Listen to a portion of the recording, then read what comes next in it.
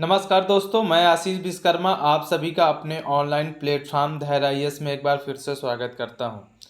जैसे कि दोस्तों हमारी जो है भारत की नदियों की सीरीज चल रही है और भारत की नदियां जो है दो प्रकार की हैं। भारतीय नदी प्रणाली के आधार पर अगर इसका विभाजन किया जाए, एक तो हिमालय नदियां हैं और एक प्रायद्वीपीय नदियां हैं। तो हिमालय नदियों में जो है जो हिमालय से नदियां निकलती हैं वो तीन बड़ी नदियां हैं जो अपवाह तंत्र बनाती हैं, जिनमें सिंधु नदी तंत्र, गंगा नदी तंत्र और जो है ब्रह्मपुत्र नदी तंत्र। जिसमें जो है सीरीज में चौथा पार्ट कंप्लीट हो चुका था। सिंधु नदी तंत्र के बारे में हम चर्चा कर चुके थे। आज हम लोग गंगा नदी तंत्र के बारे में चर्चा करेंगे। अब हम लोग समझेंगे, मैप का भी सहारा लेंगे गंगा नदी तंत्र को समझने में, ठीक है। और गंगा नदी से जितने भी इम्पोर्टेंट क्वेश्चन बनेंगे वो आपको बताएंगे। इसकी जो सबसे बड़ी सहायक नदी यमुना नदी है, उससे भी जो इम्पोर्टेंट क्वेश्चन बनेंगे वो भी हम आपको बताएंगे। तो देखिए, ये गंगा नदी तंत्र बहुत ही इम्पोर्टेंट पॉइंट्स यहाँ से बनेंगे जो एग्ज़ाम की दृष्टि से बहुत ही आप लोगों को हेल्पफुल होगा। और देखिए, आप किसी भी एग्ज़ाम की अगर तैयारी कर रहे हो तो हमारा वीडियो बिल्कुल हेल्पफुल होगा आपके लिए। तो अब हम लोग चलते हैं देरी ना करते हुए क्लास की तरफ। देखिए, गंगा नदी का सबसे पहले हम ये देखते हैं कि गंगा नदी का जो है उद्गम कहाँ से हुआ है। तो देखिए, गंगा नदी का जो उद्गम हुआ है वो उत्तराखंड के उत्तरकाशी जिले के गोमुख के निकट हुआ है। किससे हुआ है? गोमुख के निकट से हुआ है। और किस हिमानी से हुआ है? तो गंगोत्री हिमानी से हुआ है। जब ये नदी वहाँ से निकलती है तो भागीरथी नाम रहता है। क्या नाम रहता है? भागीरथी नाम रहता है। अब देखिए, जो गंगा की दो सीरीज हैं, ठीक है। देखिए, शीर्ष धाराएं कौन कौन सी है? एक तो अलकनंदा है और दूसरा जो है भागीरथी है। दूसरा क्या है? भागीरथी है। जब दोनों का संगम होता है तब गंगा का निर्माण होता है। देखिए, अलकनंदा और भागीरथी जब देवप्रयाग में आके संगम करती हैं तो गंगा का निर्माण होता है। देखिए, जब गंगा हरिद्वार से निकलकर मैदानी भागों में प्रवेश करती है तब गंगा नाम पड़ता है। जब वहाँ से वो निकलती है, जिस स्थान से ऑरिजिनेट होती है उस स्थान पर भागीरथी होता है। जब देवप्रयाग में आके अलकनंदा और भागीरथी का जब संगम होता है तब गंगा का निर्माण होता है। इस प्रकार हम लोग इस चीज को समझ चुके होंगे, ठीक है ना। आगे चलते हैं। देखिए, अलकनंदा का जो उद्गम हुआ है वो किस हिमानी से हुआ है? तो सतोपंत हिमानी से हुआ है। कहाँ से हुआ है? सतोपंत हिमानी से हुआ है। और अलकनंदा की भी दो धाराएं हैं। अलकनंदा की दो धाराएं हैं, एक तो धौली गंगा है एवं विष्णु गंगा, ठीक है। धौली गंगा और विष्णु गंगा, ठीक है। अलकनंदा की दो धाराएं हैं, धौली गंगा और विष्णु गंगा। अब देखिए, विष्णु प्रयाग के निकट आके ये क्या होती हैं? परस्पर आके क्या हो जाती हैं? मिल जाती हैं। परस्पर आकर मिल जाती है। अब उसके आगे क्या है कि जब पिंडार नदी अलकनंदा से आके मिलती है, पिंडार नदी जब अलकनंदा से मिलती है तो क्या बनता है? कर्णप्रयाग बनता है। इसी प्रकार जब मंदाकिनी एक नदी निकलती है और वो रुद्रप्रयाग के निकट अलकनंदा से मिलती है तो क्या बनता है? रुद्रप्रयाग बनता है। क्या बनता है? रुद्रप्रयाग बनता है। अब हम लोग देखेंगे उत्तराखंड के पंचप्रयाग। उत्तराखंड के पंच प्रयाग, देखिए कौन कौन से पंच प्रयाग हैं ये देख लेते हैं और मैप का भी सहारा लेंगे हम लोग। तो देख लेते हैं कि जो विष्णु प्रयाग बनता है वो जो है अलकनंदा और धौली गंगा के मिलन से बनता है। देखिए, इस टाइम जो है हमारा भारत का नंदा देवी ग्लेशियर पिघला हुआ है जो बहुत ही इम्पोर्टेंट है एग्जाम के दृष्टि से। तो आप ये पंच प्रयाग को जरूर तैयार करके जाएं क्योंकि यहाँ से क्वेश्चन पूछा जा सकता है। तो देखिए, विष्णु प्रयाग अलकनंदा और धौली गंगा से, और नंद प्रयाग जो है वो अलकनंदा और नंदाकिनी से मिलकर बना है। जो कर्ण प्रयाग है वो अलकनंदा और पिंडार नदी से मिलकर बना है। तो विष्णु प्रयाग अलकनंदा और धौली गंगा से मिलकर बना है और नंद प्रयाग अलकनंदा प्लस नंदाकिनी से मिलकर बना है। वहीं कर्ण प्रयाग अलकनंदा और पिंडार नदी से मिलकर बना है। वहीं अगर हम रुद्रप्रयाग की बात करें तो अलकनंदा और जो है क्या कहते हैं कि जो रुद्रप्रयाग बना है वो जो है अलकनंदा और किससे मिलकर बना है, तो मंदाकिनी से मिलकर बना है। ठीक है, मंदाकिनी से, ये पॉइंट गलत है थोड़ा, मंदाकिनी से मिलकर बना है, मंदाकिनी से मिलकर बना है। ये मंदाकिनी से, अलकनंदा और मंदाकिनी जब मिलती है तो रुद्रप्रयाग बनता है। फिर एक प्रयाग हम बोल चुके हैं तो उस प्रयाग को भी देख लेते हैं, जो देवप्रयाग है, देवप्रयाग है। और वो देवप्रयाग जो है, देवप्रयाग किससे मिलकर बना है, तो देखिए जो देवप्रयाग बना हुआ है वो जो है, देवप्रयाग जो मिलकर बना हुआ है वो देखिए किस चीज़ से मिलकर बना है, तो देवप्रयाग जो है अलकनंदा, अलकनंदा, अलकनंदा, अलकनंदा प्लस किससे मिलकर बना है, भागीरथी, भागीरथी से मिलकर बना है देवप्रयाग। ये आपको बता चुके हैं। तब उस नदी का नाम गंगा पड़ता है, पहली भागीरथी रहता है। तो देवप्रयाग बहुत ही इम्पोर्टेंट है और रुद्रप्रयाग बहुत ही इम्पोर्टेंट प्रयाग हैं, जो आपको याद रखना होगा कि रुद्रप्रयाग अलकनंदा और प्लस मंदाकिनी से मिलकर बना है। ये पॉइंट आप लोग जरूर ध्यान रखें। और जो देवप्रयाग बना है वो अलकनंदा प्लस जो है भागीरथी से मिलकर बना है। ये पॉइंट आप सभी लोग बिल्कुल क्लियर कर लिए होंगे। अब हम मैप के सारे आपको समझाएंगे उत्तराखंड के पंच प्रयाग। देखिए ये उत्तराखंड के पंच प्रयाग हैं और इस पर आपको हम समझाएंगे। तो देखिए इस पर क्या है कि देखिए ये यमुना है, देखिए ये यमुनोत्री ग्लेशियर बंदरपुर सीढ़ी से निकलती है यमुना नदी, जो गंगा की सबसे बड़ी सहायक नदी है। ठीक है, इस गंगोत्री जो ग्लेशियर है उसके बिल्कुल नीचे से निकलती है ये यमुनोत्री ग्लेशियर से यमुना नदी। देखिए ये गंगोत्री गोमुख के निकट से निकलती हुई, और ये भागीरथी नाम रहता है। देखिए भागीरथी नाम रहता है। और यहाँ पर क्या है, ये देवप्रयाग बना रहे हैं। और देखिए ये जो पूरी लंबाई ये नदी की है इसको हम बोलते हैं अलकनंदा। क्या बोलते हैं, अलकनंदा, जो बद्रीनाथ से होकर सतोपंत हिमानी से आती है। इसके बाद क्या है कि देखिए ये धौली गंगा है, जब संगम होता है तो ये विष्णु प्रयाग बनता है। इसके बाद देखिए नंद प्रयाग, जब नंदाकिनी आके मिलती है तो नंद प्रयाग मिलता है। जब पिंडार गंगा मिलती है आके तो कौन सा बनता है, कर्ण प्रयाग बनता है। और जब ये मंदाकिनी है और जब अलकनंदा का मिलन होता है तो यहाँ पर क्या है, रुद्रप्रयाग मिलकर बनता है। तो इस प्रकार हम उत्तराखंड के पंच प्रयाग देख चुके हैं। आगे चलते हैं।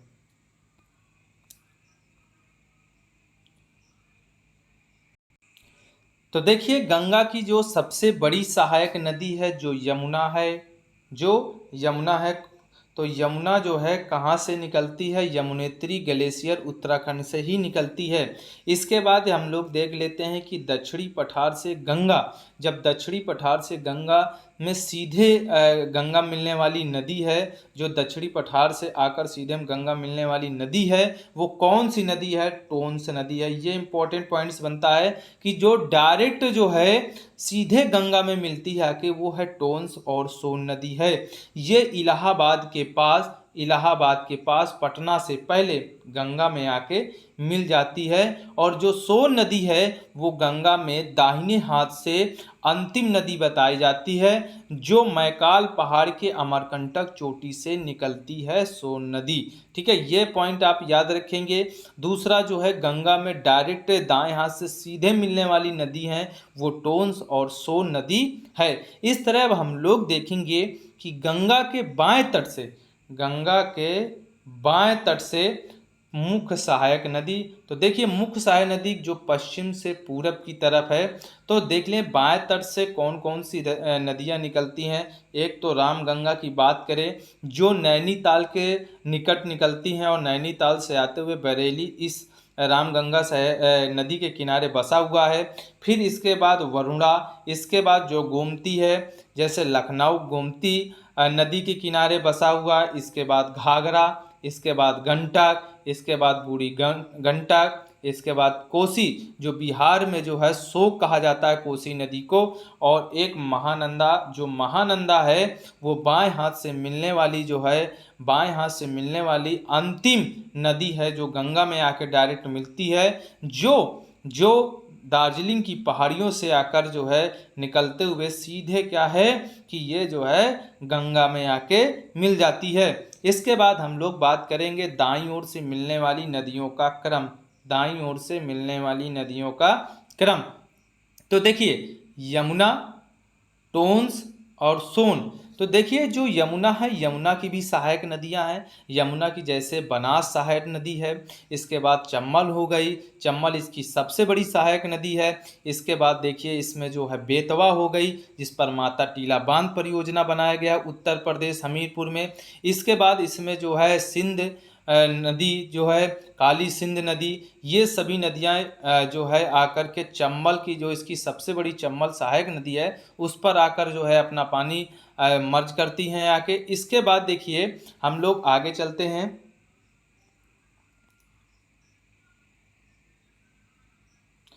इसमें क्या है कि पॉइंट जो है गंगा की कुल लंबाई, ये क्वेश्चन कई बार एनसीईआरटी का ही रूप है ये, कि इतना दिया हुआ है कि 25-25 किलोमीटर है।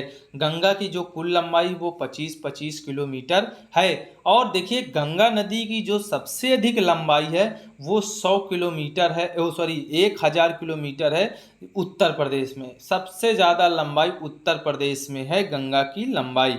ये थोड़ा सा पॉइंट आप सभी लोग याद रखेंगे कि किस प्रदेश में सबसे ज़्यादा जो है गंगा की लंबाई है, तो वो है उत्तर प्रदेश में। फिर इसके बाद हम देखेंगे कि जब गंगा नदी पश्चिम बंगाल में पहुंचती है, तब भागीरथी और हुगली के नाम से दो प्रमुख वितरिकाओं में बढ़ जाती है। देखिए जब गंगा नदी की एक धारा पश्चिम बंगाल की तरफ जाती है तो वो हुगली कहलाती है, और जब दूसरी धारा बिहार से डायरेक्ट बांग्लादेश जाना होता है, तो जब तक बांग्लादेश में प्रवेश नहीं कर जाती तब तक भागीरथी रहता है, और जब वो बांग्लादेश में प्रवेश कर जाती है तो उस समय पद्मा नाम हो जाता है। ठीक है, अब जब गंगा नदी बांग्लादेश प्रवेश करती है तो पद्मा नाम हो जाता है। ये पॉइंट आप जरूर ध्यान में रखें कि बांग्लादेश में गंगा नदी को किस नाम से जाना जाता है, तो पद्मा के नाम से जाना जाता है। वही बात करें हुगली नदी, जो दूसरी धारा है हुगली नदी के किनारे कलकत्ता शहर बसा हुआ। ये कई बार वनडे एग्जाम में क्वेश्चन पूछा जा चुका है। इसके बाद हम लोग आगे बात करें तो देखिए जब गंगा में जब जमुना नदी मिलती है, क्या कहते हैं जमुना में मिलती है, तो पद्मा नदी ही रहता है। ठीक है, जब आगे बढ़ती है तब एक नदी जो है गारो खासी जयंतियों, ये मेघालय की श्रेणी है। गारो खासी जयंतियाँ जो पश्चिम से पूर्व की ओर क्रम है इनका, और खासी में जो है क्या है कि विश्व में सबसे ज़्यादा अत्यधिक वर्षा होती है, तो वो मासिन राम है, और मासिन राम जो है खासी की ही हिल्स पर स्थित है। देखिए बराक नदी वहाँ से आती है। कौन सी नदी आती है? बराक नदी निकलती है। तो जब वो बांग्लादेश में प्रवेश करती है तो उस नदी का नाम सुरमा नदी हो जाता है, और जब वो पद्मा से आकर मिलती है तो मेघना नदी बन जाता है, और मेघना नदी से ही अनेक क्या है जल वितरिकाओं में बटकर बंगाल की खाड़ी में जाकर गिर जाती है। इसके बाद हम बात करेंगे गंगा ब्रह्मपुत्र डेल्टा की, जो विश्व का सबसे बड़ा डेल्टा माना जाता है। वो दो नदियों पर बना है, एक गंगा और एक ब्रह्मपुत्र पर, जो विश्व का सबसे बड़ा डेल्टा बनाया गया है, जिसका नाम है सुंदरबन डेल्टा। ठीक है, इस डेल्टा का विस्तार जो है हुगली और मेघना नदियों के बीच में बना हुआ है। ये पॉइंट आप लोग जरूर ध्यान रखें कि सुंदरबन का डेल्टा जो का निर्माण हुआ है वो किन दो नदियों के बीच डेल्टा का निर्माण हुआ है, तो हुगली और मेघना नदियों के बीच हुआ है। इसके बाद देखिए जो हुगली है वो विश्व की सबसे अधिक विश्वघाती नदी कहा जाता है। इसी तट पर क्या है कि कोलकाता बंदरगाह स्थित है। इसके बाद आगे हम लोग बात करेंगे देखिए, गंगा नदी के किनारे बसे कुछ नगर हैं और यहाँ से कई बार क्वेश्चन पूछे गए हैं कि कानपुर शहर किस नदी के किनारे बसा हुआ है, इलाहाबाद किस नदी के किनारे बसा हुआ है, वाराणसी किस नदी के किनारे बसा हुआ है। तो ये जो है पॉइंट्स पूछे गए हैं एग्जाम में, तो ये थोड़ा सा आप लोग ध्यान में रखेंगे कि गंगा नदी के किनारे कौन कौन से नगर बसे हुए हैं। तो देखिए, इसमें तो एक हरिद्वार है जो मैदानी भागों में जब पानी प्रवेश करता है तो गंगा नाम हो जाता है। देखिए, कानपुर शहर भी गंगा नदी के किनारे बसा हुआ है। देखिए, इलाहाबाद में गंगा यमुना का संगम होता है। इसके बाद वाराणसी शहर है, वो भी गंगा नदी किनारे। देखिए, जो भागलपुर है, तो भागलपुर के पास आकर कोसी नदी इस पर संगम करती है, तो भागलपुर भी गंगा नदी किनारे बसा हुआ है। पटना शहर गंगा नदी किनारे है। देखिए, कोलकाता है, तो कोलकाता गंगा की ही एक धारा है हुगली, जिस पर ये, तो यहाँ पर क्वेश्चन को जो है घुमाया जा सकता है। तो आप लोग थोड़ा सा ध्यान रखेंगे कि कोलकाता शहर हुगली नदी किनारे है, परंतु वो गंगा की ही क्या है कि अगर पॉइंट वहाँ से क्वेश्चन पूछा गया आप ऑप्शन दे करके, तो कोलकाता गंगा नदी के किनारे ही कहा जाएगा। ठीक है, ये पॉइंट थोड़ा सा आप लोग ध्यान में रखेंगे। इसके बाद हम लोग आगे चलते हैं। तो अब हम लोग मैप के सहारे से गंगा नदी बेसिन के बारे में समझते हैं। देखिए, ये जो है भागीरथी है, ये क्या है, भागीरथी है, और ये अलकनंदा है, और इनका संगम यहाँ पर होता है। ठीक है, और ये नदी अब क्या बन जाती है, गंगा नदी बन जाती है। देखिए, उत्तराखंड के नैनीताल से ये नदी निकलती है रामगंगा, और आकर इस पर मिल जाती है। इसके बाद देखिए, गोमती नदी भी है, जो गोमती नदी आकर इस पर मिल जाती है। ठीक है, और देखिए घाघरा नदी, ये घाघरा नदी है, ये घाघरा नदी है, और ये देखिए घाघरा नदी की सहायक अरुणा है।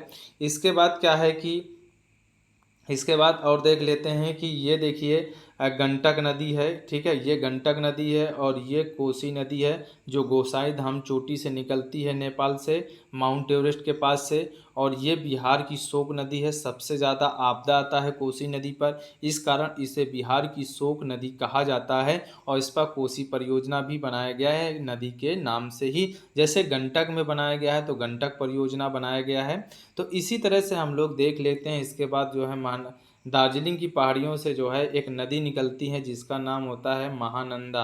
क्या होता है, महानंदा। अब देखिए, महानंदा जो भी है दार्जिलिंग की पहाड़ियों से निकलकर सीधा अंतिम बाएं हाथ में अंतिम सहायक नदी है महानंदा। ये पॉइंट आप लोग जरूर ध्यान में रखेंगे। ठीक है, गोमती के किनारे जो है लखनऊ, क्या कहते हैं, लखनऊ, जौनपुर शहर ये बसे हुए हैं। देखिए, गोमती जो है गाजीपुर के जाके निकट मिलती है, और जो रामगंगा है वो कन्नौज के पास जो है गंगा में मिल जाती है। वहीं बात अगर हम लोग करें यमुना नदी की, क्या करें हम लोग, यमुना नदी की अगर बात करें तो यमुना नदी का जो संगम होता है वो डायरेक्ट आके कहाँ होता है, इलाहाबाद में होता है। इस पर कई ऐसी सहायक नदियाँ हैं, जैसे काली नदी है। इसके बाद देखिए, ये बनास नदी है। ठीक है ना, बनास नदी पर राणा प्रताप सागर बांध बनाया गया है। इसके बाद चंबल की बात करें, जो यमुना की सबसे बड़ी सहायक नदी बताया जाता है चंबल को, जो मालवा पठार के महू डिस्ट्रिक्ट से निकलती हुई बीहर नदी के नाम से जाना जाता है, डाकुओं वाली नदी के नाम से जाना जाता है। इसके बाद देखिए, ये काली सिंध भी नदियां हैं। इसके बाद देखिए, माता टीला बांध बनाया गया है, एक बेतवा नदी है जो यमुना की सहायक नदी है। इसके बाद हम लोग बात करेंगे जो है केन नदी, जो कैमूर की पहाड़ियों से निकलते हुए सीधा बांदा के पास मिलती है। इसके बाद तमसा नदी है। ठीक है, इसके बाद देखिए सोन नदी है, ये सोन नदी है, तो सोन नदी के बारे में भी बात करेंगे। और देखिए, सोन की एक सहायक नदी रिहंद है।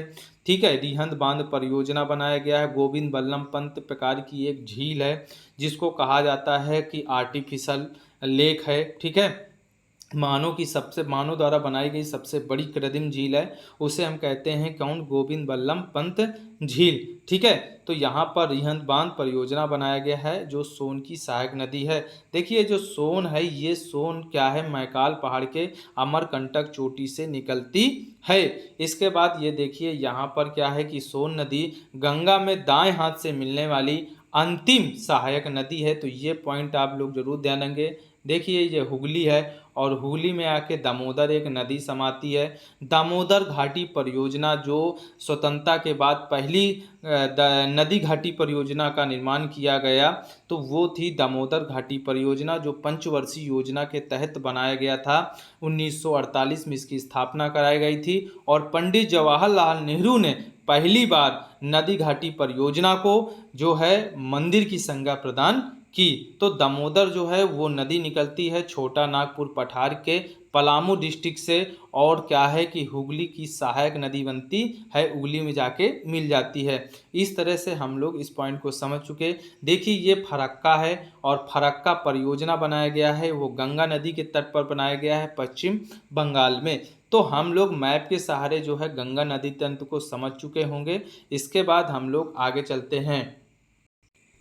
तो अब हम लोग देखेंगे कि गंगा में बाएं हाथ से मिलने वाली नदी का विवरण इस प्रकार है कि बाएं हाथ से कौन कौन सी नदियां निकलती उनके बारे में हम लोग समझेंगे। तो देखिए जो है गंगा में बाएं हाथ से मिलने वाली रामगंगा है।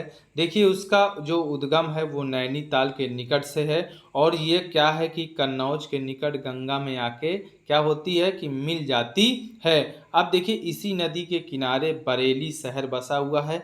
कई बार एग्जाम में क्वेश्चन पूछा गया है कि जो है बरेली शहर किस नदी के किनारे बसा हुआ है, तो आप लोग बताएंगे बरेली शहर के किनारे बसा हुआ है। इसके बाद हम लोग बात करेंगे गोमती नदी की। देखिए गोमती नदी से एक ही क्वेश्चन वनडे एग्जाम के लिए इम्पोर्टेंट है कि गोमती नदी जो है, गोमती नदी जो है किनारे जो है लखनऊ शहर बसा है। कई बार जो है डिफेंस एग्जाम में क्वेश्चन पूछा जा चुका है, तो देख लेते हम लोग। तो देखिए इस पे जो है इसका उद्गम है कि उत्तर प्रदेश के पीलीभीत जनपद से इसका उद्गम हुआ है, और ये गाजीपुर के निकट गंगा में आके मिल जाती है। और इस नदी के किनारे लखनऊ शहर, जौनपुर शहर और गाजीपुर शहर बसे हुए हैं। ठीक है ना। तो अब ये पॉइंट हम लोग समझ चुके हैं। अब हम लोग चलते हैं घाघरा नदी। देखिए घाघरा नदी के बारे में समझते हैं। तो इसमें देखिए कि घाघरा नदी को सरयू नदी कहा जाता है, और अयोध्या सरयू नदी के किनारे बसा हुआ है। इसके बाद हम लोग बात करते हैं कि ये कहाँ से निकलती है, तो नेपाल के ममसा तुंग हिमानी से निकलती है। इसकी देखिए कुछ सहायक नदियां हैं जो है राप्ती है और शारदा है और छोटी गंडक नदियां हैं। अब इस नदी के किनारे कौन कौन से जो है नगर बसे हुए हैं, जैसे अयोध्या, जैसे फैजाबाद, जैसे बलिया, ये सभी जो है नगर जो है वो घाघरा नदी के किनारे बसे हुए हैं। और ये गंगा में कहाँ मिलती है, छपरा के पास, बिहार छपरा के पास गंगा में आके क्या होती है, ये नदी मिल जाती है। अब हम लोग बात करेंगे गंडक नदी की। इसका उद्गम कहाँ से हुआ है, तो देखिए इसका जो उद्गम हुआ है वो तिब्बत नेपाल सीमा पर धौलागिरी पर्वत श्रेणी से हुआ है। धौलागिरी पर्वत श्रेणी से हुआ है। और ये नदी पटना के सोनपुर का नाम याद करते हुए हमको सोनपुर बिहार मेला, जो विश्व का सबसे बड़ा पशुओं का मेला लगता है, वो याद आता है। तो देखिए जो पटना शहर है वो गंगा और सोन नदी के किनारे विकसित किया गया था, जिससे पहले इसका नाम पाटलिपुत्र था, जो उदयभद्र नामक शासक ने इसका निर्माण कराया था। आज उसको हम पटना के नाम से जानते हैं। देखिए गंगा नदी से आकर मिल जाती है। इसके बाद हम लोग इसकी सहायक नदियां देखते हैं। देखिए काली गंडक, त्रिशूल गंगा, पहले काली गंडक फिर त्रिशूल गंगा। इस प्रकार सहायक नदियों के बारे में हम लोग गंडक की समझ गए होंगे। इसके बाद क्या है, अब हम लोग आगे चलते हैं। देखिए कोसी नदी की अगर हम बात करें, देखिए कोसी नदी बहुत इम्पोर्टेंट है। देखिए कोसी नदी से क्वेश्चन कई बार एग्जाम में आया है कि सबसे ज़्यादा आपदा जो है फैलाने वाली नदी कौन है, किस राज्य में फैलाती है। तो देखिए कोसी नदी एक ऐसी नदी है जो बिहार में सबसे ज़्यादा, क्योंकि ये इतना ज़्यादा अवसाद एस्टिमेट लेके आती है कि ये जो है इसका कोई एक जगह नहीं है कि कहाँ से निकल जाए। ठीक है, ये सर्प की आकार से बिल्कुल लहराते हुए बिल्कुल तूफान की तरह चलती है, और इसका जलाव एक तरफा नहीं है, ये कहीं से भी ये नदी निकल सकती है। इस तरह पूरे बिहार में सबसे ज़्यादा आपदा जो है करने वाली वाली नदी है वो उसका नाम कोसी नदी है, इसलिए बिहार में इसको शोक नदी के नाम से जानते हैं। तो ये निकलती कहाँ से, ये सबसे पहले देखेंगे, ये माउंट एवरेस्ट के गोसाई धाम चोटी से निकलकर ये भागलपुर के पास गंगा में मिल जाती है और ये पूर्ववर्ती नदी है, इसे बिहार में शोक कहा जाता है। और इस नदी पर कोसी परियोजना बनाया गया है, कोसी नदी पर ही। इसके बाद हम लोग बात करेंगे महानंदा नदी। तो देखिए महानंदा नदी जो है वो गंगा की क्या है, सबसे अंतिम नदी है बाएं हाथ से मिलने वाली, और इसका उद्गम कहाँ से हुआ है, बंगाल के दार्जिलिंग जिले से। इसके बाद क्या है कि गंगा में दाएं हाथ से मिलने वाली जो है, गंगा में ये दाएं हाथ नहीं, सॉरी, बाएं हाथ से मिलने वाली, बाएं हाथ से मिलने वाली अंतिम सहायक नदी है, बाएं हाथ से मिलने वाली अंतिम सहायक नदी है। और ये उत्तर बिहार की महत्वपूर्ण नदी कहा जाता है इस महानंदा नदी को। अब हम लोग समझेंगे गंगा में दाएं हाथ से मिलने वाली नदी का विवरण। देखिए गंगा में दाएं हाथ से मिलने वाली नदियों में जो है यमुना नदी सबसे बड़ी नदी है और ये गंगा की सबसे बड़ी सहायक नदी है। तो देख लेते हैं गंगा से जितने भी पॉइंट बनेंगे। तो इसका सबसे पहले देखते हैं कि इसका उद्गम बंदरपुर सीढ़ी, और दो ऐसी नदियां हैं भारत में जो समांतर बहती हैं, वो है गंगा और यमुना। ये कई बार क्वेश्चन एग्जाम में पूछा जा चुका है कि ये बताइए कि भारत में दो ऐसी नदियां कौन सी हैं जो दो समांतर दिशा में बहती, मतलब एक साथ जो है समांतर नदियों का बहाव है, तो वो है कौन सी, गंगा और यमुना। देखिए ये यमुनेत्री हिमानी से टिहरी गढ़वाल से निकलती है। ये गंगा नदी की सर्वाधिक लंबी सहायक नदी है और इसके तट पर देखिए भारत की राजधानी दिल्ली, जिसको नई दिल्ली कहते हैं, और विजय घाट और शक्ति स्थल अवस्थित है। अब इसमें हम लोग देख लेते हैं कि इसमें यमुना से मिलने वाली बाएं हाथ से कौन नदी है और दाएं हाथ से कौन नदी है। तो देखिए इसमें जो है बाएं हाथ से मिलने वाली नदियों में देखिए जो है बाएं हाथ से नदी जो मिलती है वो हिंडन नदी है, जो सिंधु घाटी सभ्यता में जो क्या कहते हैं कि पूर्व वाला जो साइड था, स्थल था, वो हिंडन नदी के किनारे आलमगीर एक स्थल प्राप्त हुआ था, ये मेरठ में पड़ता है। इसके बाद देखिए कुंडा, गिरी और ऋषि गंगा, ये बाएं हाथ से मिलने वाली नदियां हैं। और दाएं हाथ से मिलने वाली यमुना की सबसे बड़ी सहायक नदी चंबल है, जिसमें बनास, जिसमें काली सिंध, क्षिप्रा, ये कई प्रकार की नदियां आके चंबल में मिलती हैं। इसके बाद बेतवा, जिस पर माता टीला बांध परियोजना बनाया गया है उत्तर प्रदेश में। इसके बाद केन, जो कैमूर की पहाड़ियों से निकल करके बांदा के पास मिलती है यमुना में। इसके बाद क्या है कि सिंध है, ठीक है। तो इस प्रकार दाएं हाथ से मिलने वाली यमुना में कुछ सहायक नदियां हैं। इसके बाद देखिए यमुना के किनारे जो है बसे शहर कौन कौन से हैं। देखिए दिल्ली है, आगरा है, मथुरा है और इटावा है।